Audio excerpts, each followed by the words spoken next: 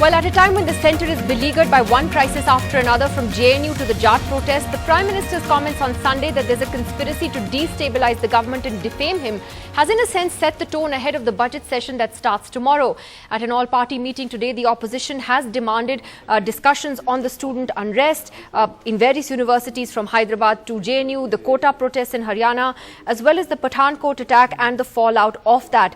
Also, Sonia Gandhi, in a speech to the Congress Working Committee today, has strongly attacked the government, saying that it's undermining all democratic norms, is hell-bent on destroying the spirit of inquiry, questioning and the spirit of debate and dissent, saying that the opposition's voice had been muzzled in the Lok Sabha and that civil society activists and organizations had been silenced. Well, Aarti Jairath is joining us here in the studio on that. So, you know, what does all of this mean? If you look at all these developments, Aarti, over the last 48 hours, the Prime Minister's statement, Sonia Gandhi's attack, the all-party meeting, do you think Parliament's going to work? It's going to function? Well, I mean, the budget has to be passed, so I think so to that extent, yes. You know, otherwise funds will stop flowing. But beyond that, I really don't see any meeting ground, you know, between the opposition and the government on any issue whatsoever. Because, you know, it's become so fractious and so personalized. And if you see the kind of statements that are emanating from both sides, and, you know, the kind of violence in the language, that's what's really frightening. I mean, you had a senior BJP leader from Tamil Nadu saying that D. Raja should have his daughter shot because she was, you know, part of the protests in JNU.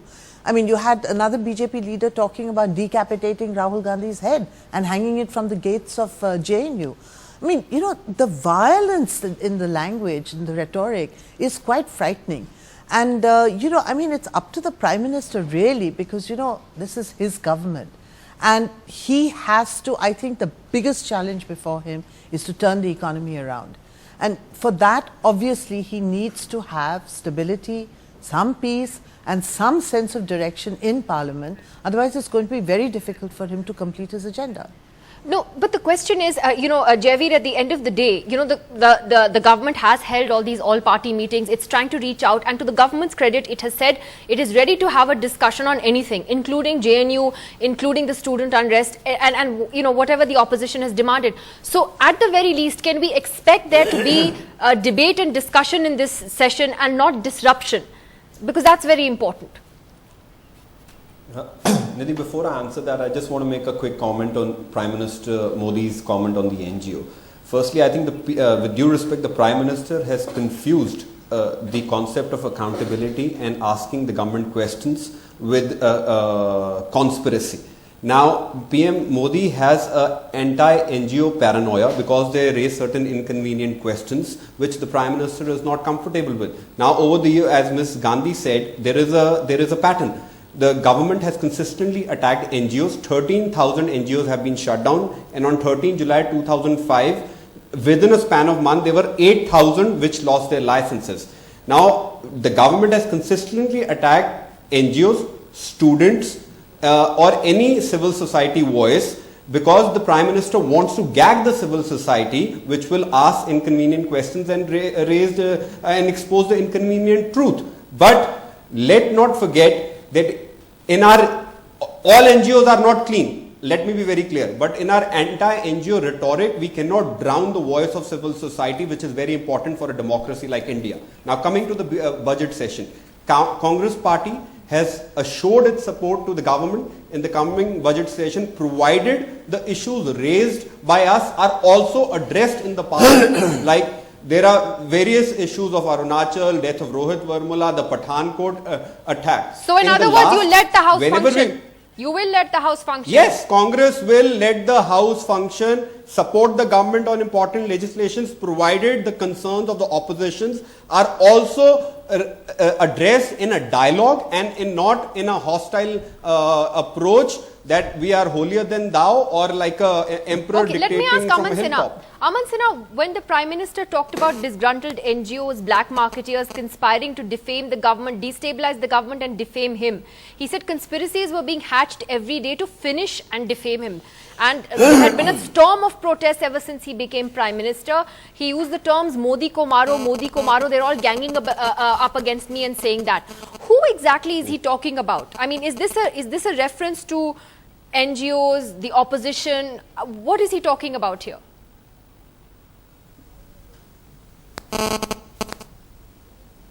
Nidhi, obviously, if you see how this government has remarkably performed in last 20 months or so, today India is an emerging global superpower. The whole world acknowledges it. We are the best performing economy in the world. By any yardstick you see, we have moved far, far ahead under the leadership of Prime Minister Narendra Modi. The whole world acknowledges it. It is high time that our opposition parties and some self-styled groups also start acknowledging it. Now, despite this, Nidhi, you see that every day some kind of, artificial manufactured trouble is being fostered up, and somewhere or other, the complicity of our opposition parties and other forces is very much there. You can see evidence of that in, in each and every, nuisance which is sought to be created every time around. Now, what is this NGO talk which is, if NGOs are flouting laws with impunity, then the action will have to be taken against them. If they are in violation of the Foreign Contribution Regulation Act or large number of several statutes, there is no other way the government will have to take action. But when you say a nuisance is being sought to be created, what does that mean? I mean, who has created the nuisance of ROHITH, VEMULA, for example, of the protests and the handling of the JNU crisis, of the protests in Haryana? Have these all been instigated by, those who oppose the Modi government? At least we have not created any nuisance there. These are not self-inflicted. There's no mishandling of anything in any of these cases. No, you see how, if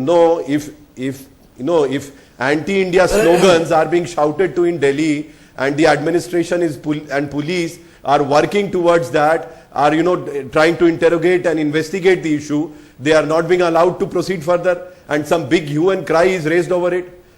I don't want to name, but there are large number of some media channels and some newspapers who make three-fourths of the lead page is devoted to these kind of statements, but and our martyred soldiers, they do not get any space neither in the media, print or electronic.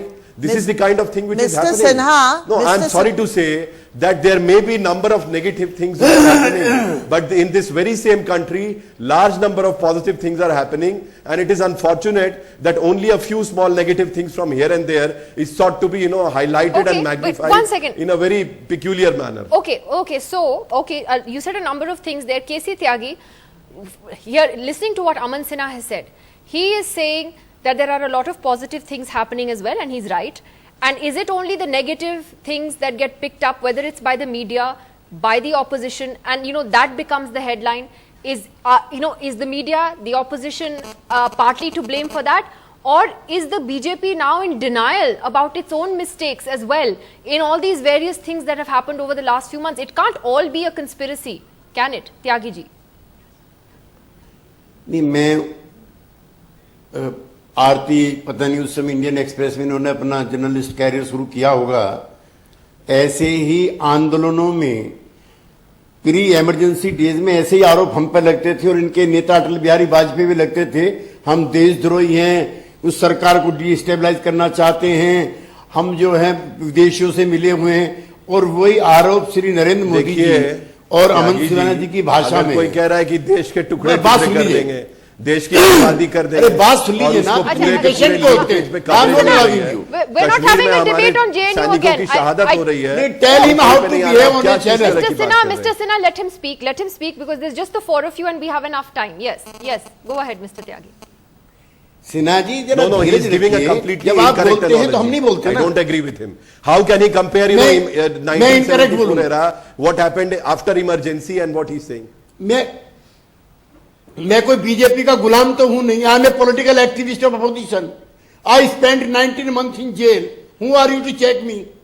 हाँ, पर मैं भी गुलाम नहीं हूँ आपका, मैं भी आपका गुलाम नहीं हूँ, और अगर आप गलत तथ्य देंगे तो मैं उसको ऑब्जेक्ट करूंगा। वो जो बात कह रहे थे अपनी वो तो पूरी कर लें, फिर we'll come back to you। Object बाद में करेंगे कि पहले करेंगे? It shows your intolerance also. मत आइए, आपको जो बोलना है बोलिए।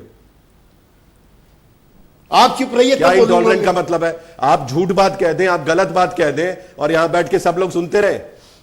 Mr. Sinha, I think let's not call each other liars. Let us hear him out. Let's hear each other out. Let's try to do this. No, he is not addressing the issue. Nidhi ji, I'm not even let him, saying let him anything. finish, Mr. Sinha. Let him I'm finish. sitting quietly. He's Yeah, not speaking. Okay. He's only making allegations and personal We're all wasting time arguing allegations. with each other here. 1 second. Okay, thank you. Mr. Tyagi will finish his point now. Yes, Mr. Tyagi.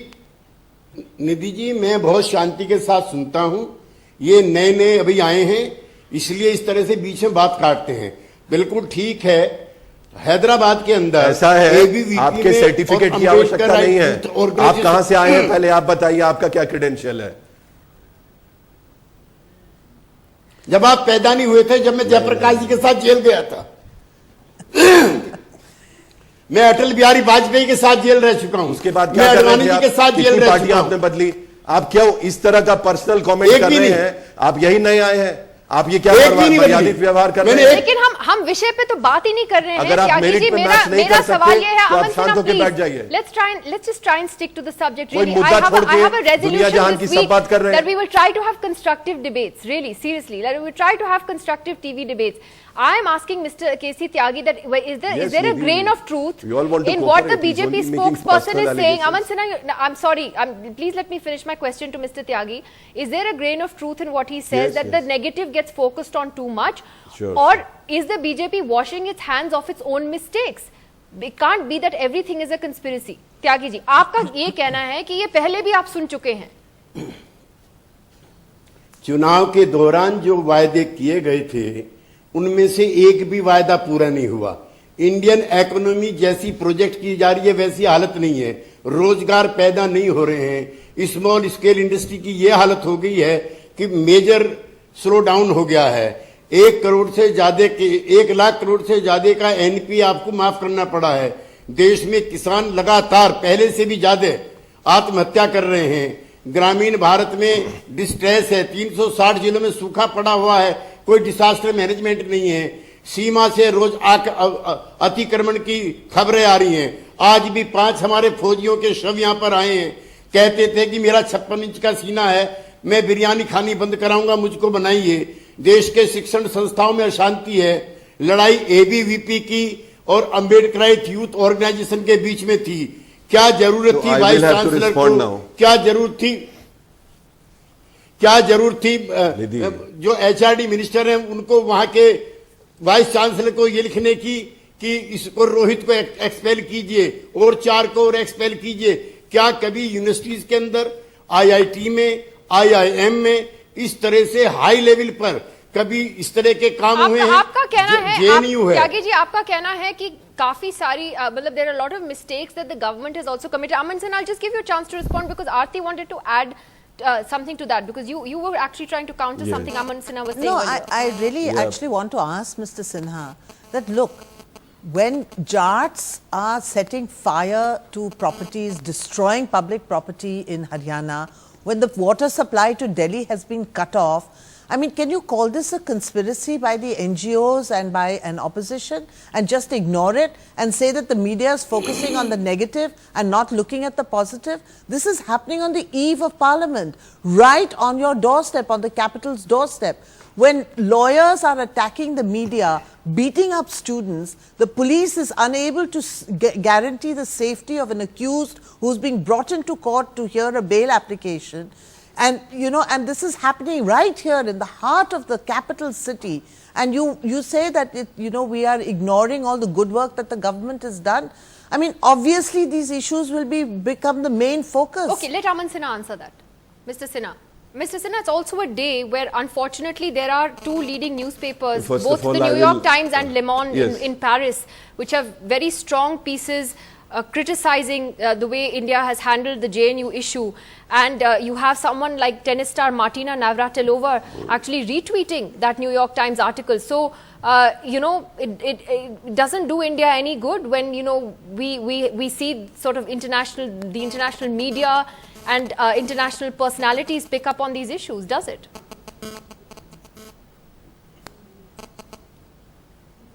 No, Nidhi, it's a valid question, but asked to the wrong person because it has to be asked to our opposition parties who are trying to create some, hue and cry and some issue out of this because it was a law and order issue. If RTG is giving some examples that this has happened in national capital, that has happened in national capital. She's a journalist of international acclaim. Please, will she tell me and enlighten me that which civilized country in this world is going to tolerate and accept such, slogans and such organized gatherings where it says that we will keep fighting till desh ki barbadi ya desh ke tukde? Which civilized nation in this world is going to tolerate this in its national capital? I am not dwelling into detail.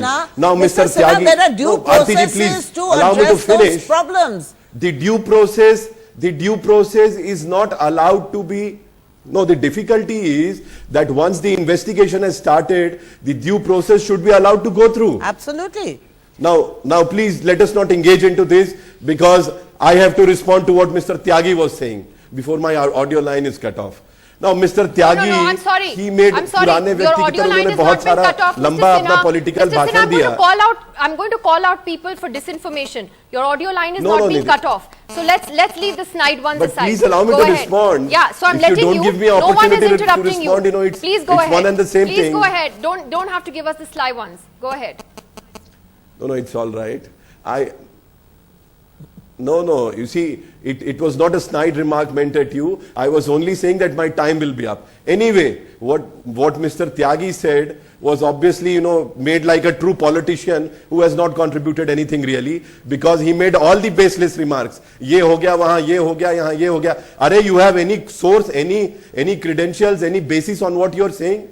And let me say, where is this economy heading? This is the fastest growing economy. This has the lowest inflation rate. We are on all parameters virtually, we are much ahead of others. Even the FDI investments are much ahead of, even US and China. Obviously, this will take some time to percolate, go to the roots and moorings. But this government is working towards that. It cannot happen overnight. And it is people like him who find negative with everything. They go on to damage the reputation, the image of the country, and the kind of articles which are published in New York Times, which you were referring to. They are all because of people who are creating. Are you saying the government has made no mistakes? People who are hell bent on creating nuisance the government has made and such no negative mistakes at all? news. They are everything responsible for defaming of the country outside.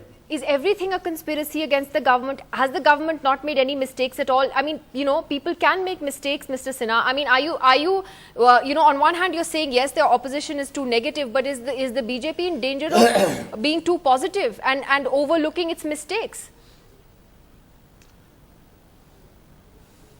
No, Nidhi, no government is perfect. No individual is also perfect. We keep learning. So I am not going to, be very, say something which is untenable, and it applies equally to everybody, to all the individual, to all the political parties. But let me say, if you see relatively, BJP has been able to deliver much more than what any UPA government or any other Congress or any other government has done. What we have done in past 20 months, the Congress governments in past 40-50 years have not been able to do that. Right, and you ask anybody in any international fora, they will say that today India and Indians, they enjoy and command lot of respect and regard. I also the pointed Indian out to you what the international press and one of the best and the kind of unfortunate attention India is also getting. I think we need to. I'm not going by international press. Yeah, so but please go by that is also the foreign hand. Jaiveer, just give me a moment, because I would like to end tonight on a different note. I would like to end this program on a different note tonight. I'm bringing the mics down of everybody now, because I would like to end with these pictures today that we really need to be focusing on. India saying farewell to the martyrs of Pampore in Jammu and Kashmir, where 5 brave young men laid down their lives in the line of duty, fighting off terrorists in a deadly encounter that lasted more than 2 days. And that includes Captain Pawan Kumar, Captain Tushar Mahajan, Lance Naik Om Prakash, and CRPF constables RK Rana and Bola Singh, each one a hero in his own right and far too young to die. We leave you with this tribute for these soldiers.